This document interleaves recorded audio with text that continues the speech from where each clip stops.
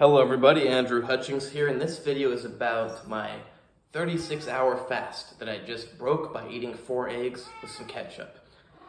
I was doing it for health purposes and for weight loss, but I think it wasn't the most effective fast for one key reason. I have too much body fat. So the day before the fast, I did a leg workout. I did not the heaviest deadlifts, but I did some deadlifts, and I did some hamstring curls, and I did some other stuff. I did some bench. So my muscles were torn up and damaged. Not optimal for being in a fasted state because I can't recover. And the day of the fast, I walked around or rode my bike almost all day to stay active, because I noticed when I just was at home not being active, I would just get tired and want to sleep. So I made sure to keep my metabolism up, burning through fat. And the reason I say it probably wasn't the most meaningful or effective fast is because calorie-wise, my body had plenty of stored sugar and fat. I don't know if I even burnt any fat going an entire day without eating. Might have just burnt through sugar, because I have felt way more depleted and hungry, and like I've burnt through all my sugar and I'm now burning fat, like a year ago when I had dieted down as far as I could get and I would walk around. Yesterday, despite not eating since the night before, I would get a little bit hungry when I rode my bike or walked around, but basically not hungry. If I was like mind controlled to not realize I didn't eat, I could have thought that I ate 2 hours prior, and then I was just a little bit hungry now that my meal has digested. So I think that it was just burning through sugar mostly, maybe a little fat.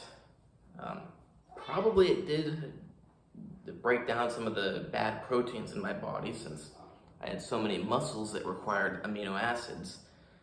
But I would prefer in the future to make sure I get down to a dieted down, depleted state before I fast, so that I'm not just wasting my time.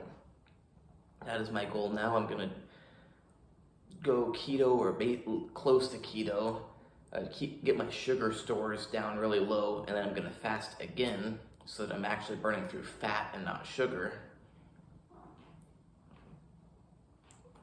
So it's not really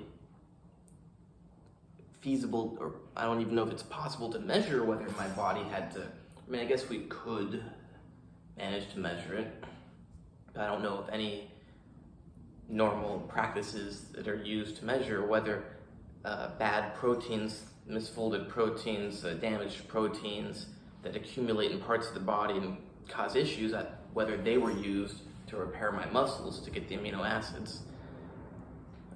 Like I said, because my muscles were so torn up, I imagined that I had an accelerated need for those. But who knows, maybe the body just did not activate the autophagy process.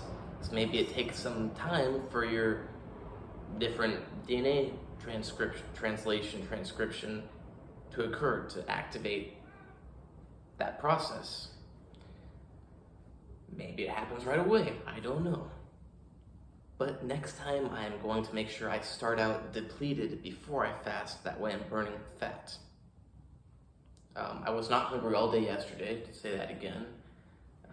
But today, after yesterday, actually my knees aren't too bad. My knees were not feeling good yesterday, but today my ankles are not feeling good.